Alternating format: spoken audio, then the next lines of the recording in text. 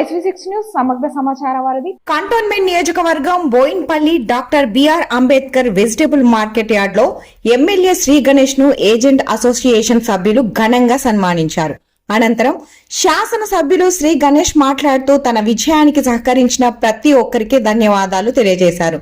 ముఖ్యంగా market yard లోని drainage సమస్య, త్రాగునీటి సమస్య, టాయిలెట్ సమస్యలను వీలైనంత తొందరగా పరిష్కరిస్తారని, అలాగే జీహెచ్ఎంసీలో మెర్జ్ అయితే అన్ని విధాలుగా కంటోన్మెంట్ నియోజకవర్గ అభివృద్ధి చెందుతుందని, జీహెచ్ఎంసీలో మెర్జ్ అయ్యే విధంగా కృషి చేస్తానని, వ్యాపారులకు ఎల్లవేళలా అందుబాటులో ఉంటానని తెలిపారు. ఈ కార్యక్రమంలో commission agent associations president Devender Reddy, vice ప్రెసిడెంట్లు మీర్యాల శ్రీనివాస్, శ్రీకాంత్ రెడ్డి, చంద్రారెడ్డి మరియు కమిషన్ ఏజెంట్ సభ్యులు కాంగ్రెస్ నాయకులు బలవంత్ రెడ్డి, కృష్ణారెడ్డి, సామ్సన్, రైమండ్, నరేష్, డెంజిల్,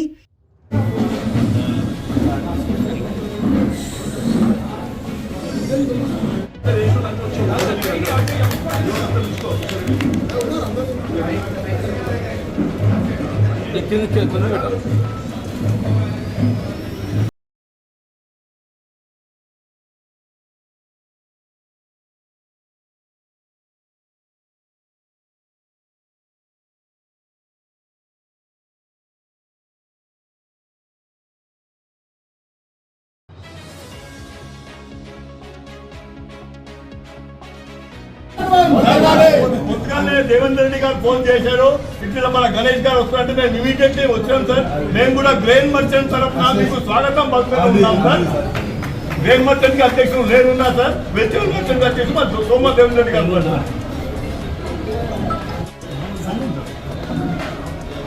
మనకు శ్రీ గణేష్ గారు ఒక చాలా ముఖ్యమైన నేతగా మనకు ఈ రోజు కంటోన్మెంట్ లో ఆశీర్వాదం ఇచ్చి ఎమ్మెల్యే రూపంలో ఫస్ట్ టైం మన బోయిన్పల్లి మార్కెట్ కు వచ్చారు. ఆయన ఏ పని అయితే చేతిలో తీసుకుంటాడో ఆ పని సాధించే దానికి శ్రమ పెడతాడు అని నేను కోరుతూనే ఉన్నాను. ఇప్పుడే మన బోయిన్పల్లి మార్కెట్ తరఫున నేను ఇప్పుడే సార్కి చెప్పాను మనకు ఏవే ప్రాబ్లమ్స్ ఉన్నాయో ఆ ప్రాబ్లమ్స్ ద్వారా త్వరగానే నేను చేసేస్తా అని చెప్తున్నాడు సార్. మనకు ఇప్పుడే హామీ ఇచ్చారు. మనకు గణేష్ గారు చాలా పెద్ద సీనియర్ నాయకులు, కాంగ్రెస్ పార్టీలో ఎన్నో ఏళ్లుగా పనిచేశారు. మరియు మన టూరిజం బోర్డుకి డైరెక్టర్ గా కూడా పనిచేశారు. అక్కడి నుంచి ఈయనది రాజకీయం జీవితం మొదలైంది. కానీ ఒక్కటే మాట నేను చూస్తాయి, ఈజ్ ఎ బాల్ ఫైటర్. అది మాత్రం మనము మైండ్ లో పెట్టుకోవాలి. మనకు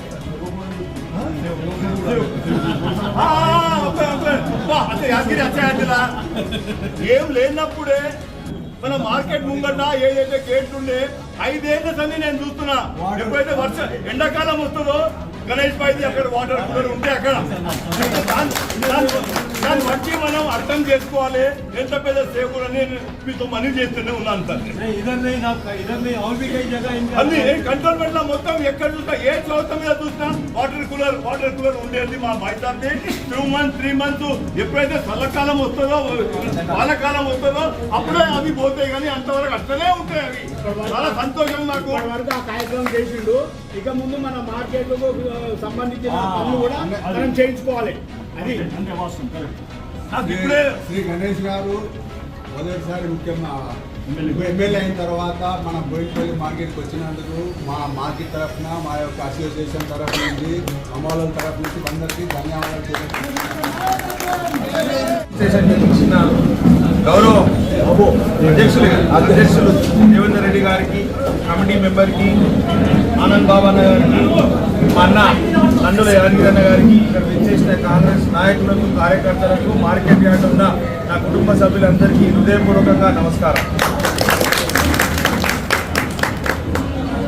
ఇందాక అధ్యక్షులు వారు చెప్పినట్టు, మన గౌతమ్ గారు చెప్పినట్టు, సారీ గౌతమ్ గారికి కూడా నమస్కారం. అంటే మీరు చెప్పినట్టు ఇది మన కంటోన్మెంట్ కాన్స్టిట్యున్సీలో ఉండడం, ఇక్కడే మన సమస్య ఉంటే నాకున్నట్టు సమస్య, నా శరీరంలో ఉన్న సమస్య. ఎంతోమంది దీని మీద ఆధారపడి ఉన్నారు. ఎంతోమంది అవసరం ఉన్న వాళ్ళందరూ ఇక్కడికి వస్తారు. కాబట్టి ఇక్కడ మినిమం టాయిలెట్స్ అవసరం. మీరు అన్నట్టు డ్రైనేజ్ సిస్టమ్ లేకుంటే టాయిలెట్స్ ఉన్నా కూడా ఇబ్బందికరంగా మారుతాయి. కాబట్టి మరి అదే కాకుండా త్రాగునీటి కూడా సమస్య ఉన్నట్టున్నారు. దాని మీద కూడా ఖచ్చితంగా దృష్టి ధరించి మీకు ఎలాంటి ఇబ్బంది లేకుండా ఒక మోడల్ విధంగా ఈ మార్కెట్ ఉండే విధంగా నేను తీర్చిదిద్దడానికి సహాయశక్తిగా ప్రయత్నిస్తాను. దీంట్లో 2 అంశాలు ఉన్నాయి. ఒకటేమో కంటోన్మెంట్ బోర్డు తోటి అయినంత వారికి ఇక్కడి నిధులు తీసుకొచ్చి చేస్తాము. అవసరమైతే రాష్ట్ర ప్రభుత్వంతో తీసుకొస్తాం. అదే కాకుండా సంబంధిత శాఖ మంత్రి వర్యులు కూడా ఒకరోజు పిలిపించి ఇక్కడ స్థానిక సమస్యలు వారి గురించి వారి ప్రత్యేక దృష్టి ప్రత్యేక నిధులు మనకు కేటాయించే విధంగా మేము ముందుకు వెళ్తానని మీ అందరికీ సభాముఖంగా మాట ఇస్తున్నాను. మీరందరూ ఇంత ఆదరిస్తున్నందుకు ప్రత్యేకంగా ధన్యవాదాలు.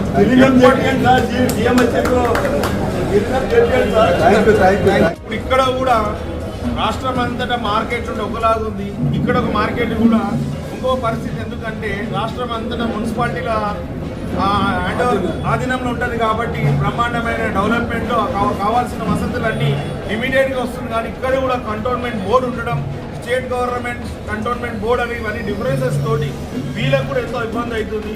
కావున మేము ఎలక్షన్లో అంతకుముందు కూడా గౌరవ ముఖ్యమంత్రి గారు కూడా ఈ కంటోన్మెంట్ బోర్డుని జిహెచ్ఎంసీని మెర్జీ చేస్తే సర్వరోగ నివారణను వారు చూపించారు.